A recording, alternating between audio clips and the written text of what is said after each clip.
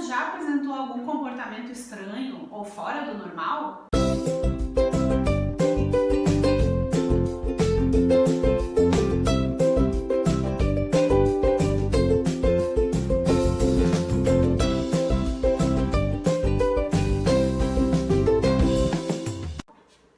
Olá, eu sou Carol Vargas, pedagoga, diretora de escola e mãe de um menino de 2 anos e 8 meses, o Gael.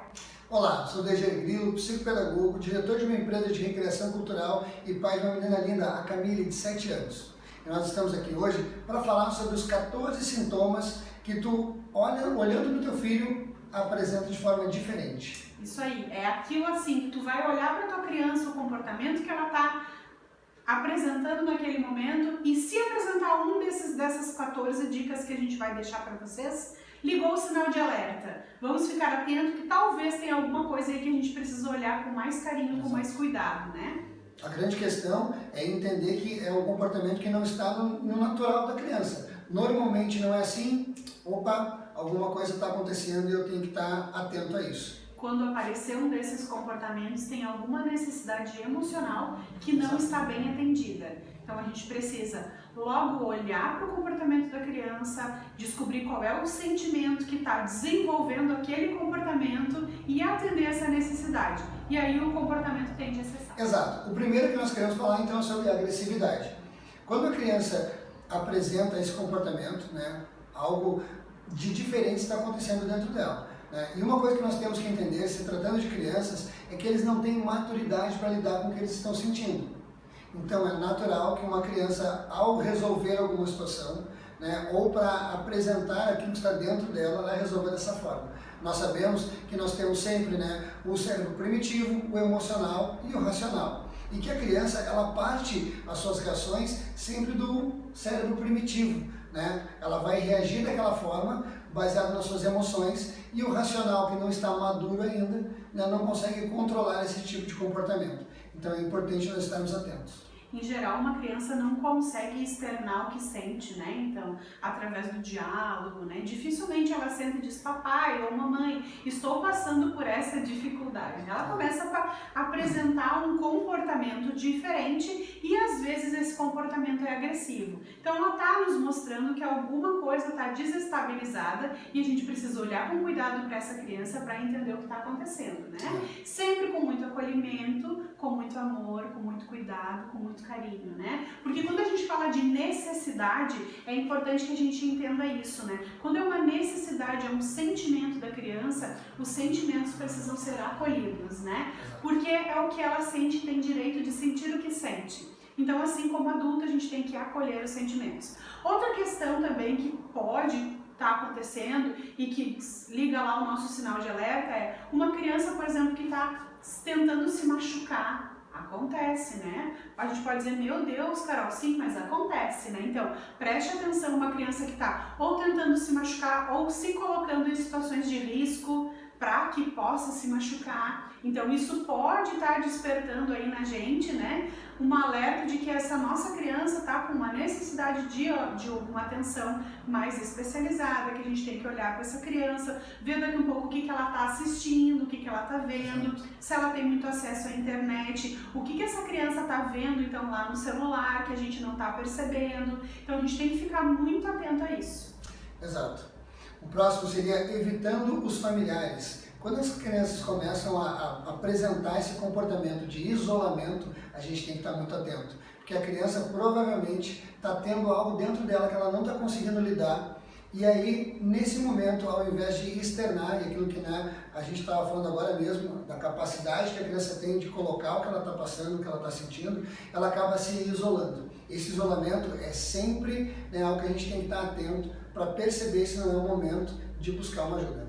Isso aí. Ou também, assim como a agressividade, mudanças repentinas no humor, né? Então, aquelas explosões, assim, de raiva ou uma explosão de medo, né? Então, a gente tem que ficar atento a isso. Se a coisa está muito extrema, talvez tenha alguma necessidade aí que a gente tem que olhar com mais carinho ou com mais cuidado, ou, inclusive, buscar alguma ajuda de algum psicólogo, de algum profissional que possa nos ajudar a entender o que, às vezes, a gente não está conseguindo ver.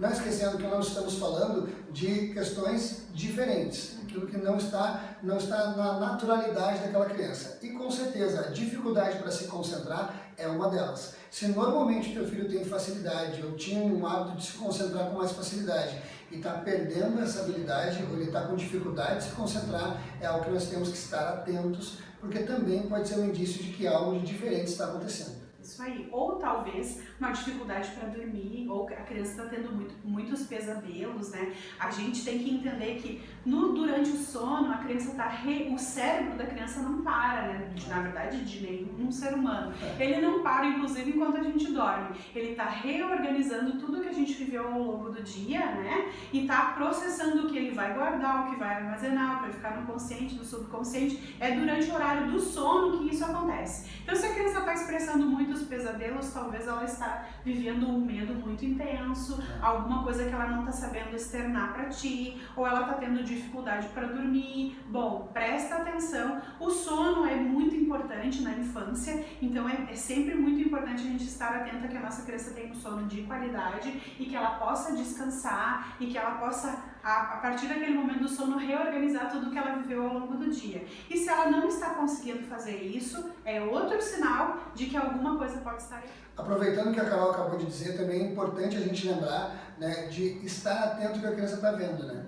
Hoje em dia, como as crianças estão, né, nos celulares, nos tablets e expostos a tanto conteúdo, é importante a gente estar atento a isso também. Mas, falando do próximo, queixas de dores ou desconfortos físicos também é algo que a gente tem que estar atento. E mais uma vez a gente lembra, né, isso de forma não natural, né, normalmente a tua criança não tem esse tipo de queixa, é importante que a gente esteja atento, porque isso também pode estar trazendo alguma diferença, algo que está acontecendo, que nós temos que dar aquela atenção com maior carinho. Uma necessidade fisiológica aqui, né, não emocional, como a gente falou antes, né? Exato. Mas ela pode estar, então, aqui, sei lá, desenvolvendo alguma doença, alguma questão que está nos sinalizando. A gente precisa, como pais, ficar atento a isso, porque nós somos responsáveis pela nossa criança, pelo bem-estar dela, né? Então a gente tem que estar atento a isso. Outra questão, então, importante é, quando uma criança, por exemplo, está negligenciando a sua aparência, né? Nós estamos agora em tempo de pandemia, né? Então talvez isso pode acontecer com mais facilidade, porque as crianças não estão saindo de casa, né? Mas se a criança está negligenciando demais a sua aparência, ela deixa de cuidar do seu corpo, de escovar os dentes, de escovar o cabelo, de negligenciar mesmo, né?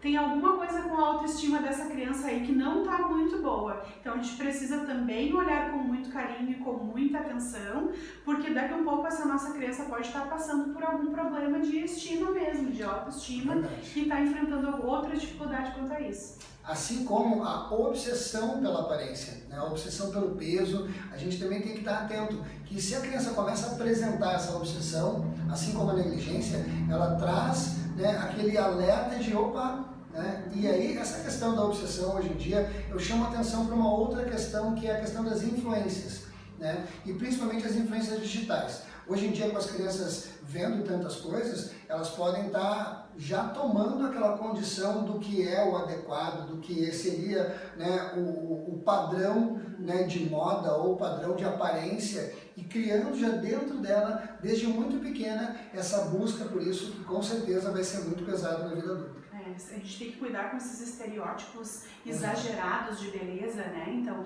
isso nunca constrói coisas positivas, especialmente quando a gente fala de infância. E aqui a gente fala de dois extremos, né? A criança que ou negligencia ou tá obcecada por isso, né? Então, nenhum dos dois é bom e os dois nos abrem um leque de coisas que podem estar acontecendo e que a gente tem que, como pais, ficar atento na nossa criança. Por fim, e não menos importante, né? Uma criança, por exemplo, que come mais ou menos do que o normal.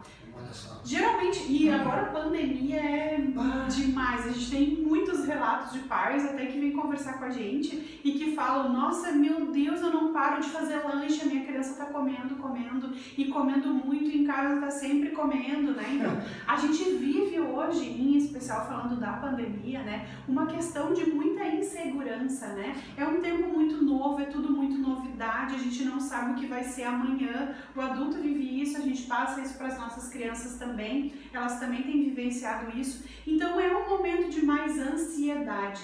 E quando a gente está muito ansioso, a gente está desestruturado, a gente tende a comer mais ou comer menos, né? Quando a gente fica muito nervoso, né? Então também é uma questão que a gente consegue resolver com muito diálogo, com muita escuta, perguntar para a nossa criança, para ela nos dizer quais são as ansiedades que ela está vivendo, né?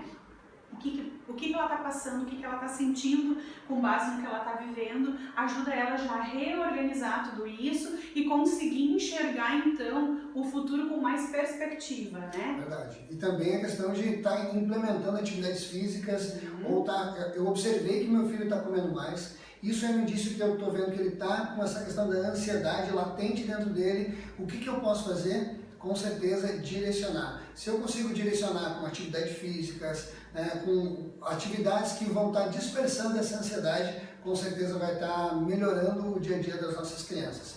Todas essas dicas, elas são para que naquele momento em que no dia a dia tu observe isso, e aí aqui fica uma questão muito importante.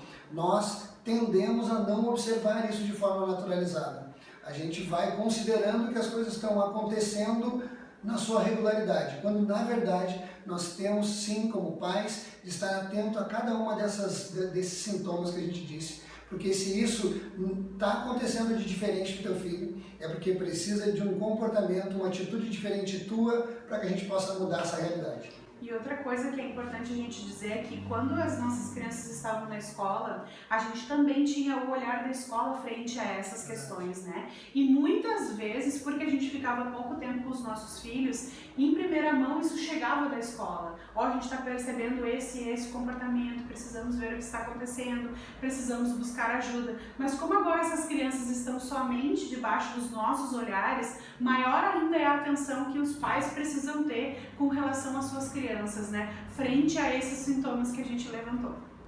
Então, esperamos que vocês tenham gostado. Nos sigam nas nossas redes sociais. Nós estamos no Facebook, YouTube, Instagram, com @atualizaçãopendente e, acessem os nossos conteúdos, assistam. Nós temos certeza que vai trazer um benefício muito bacana com os nossos conteúdos de valor. É isso aí, então se inscreve no nosso canal, não deixa lá de se inscrever para também já poder ir acompanhando quais são os próximos conteúdos que a gente vai postar. E se tem algum deles anterior que você ainda não viu, então rola lá para baixo e olha quais são os conteúdos que a gente já postou. São vários já e são todos muito valiosos e que a gente tem certeza que, assim como ajuda a gente, vai ajudar vocês na sua paternidade também. Até o próximo vídeo, então. Até o próximo vídeo. Tchau, Tchau, tchau.